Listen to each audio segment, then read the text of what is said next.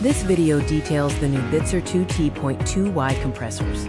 Key attributes include a displacement of 9.4 to 23.7 cubic meters per hour and a speed range of 700 to 1750 RPM.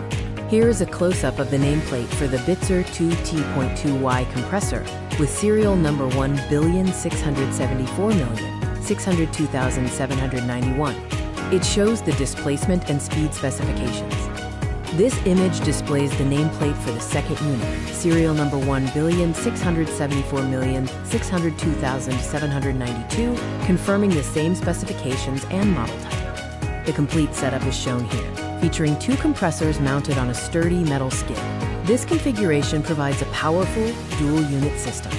A side view of the compressor unit highlights the piping and motor components. The equipment is unused and ready for integration. This overhead angle provides a clear view of the two compressors and associated plumbing, demonstrating the compact and organized assembly. Finally, a view from beneath shows the robust frame structure and the secure mounting of the compressor unit.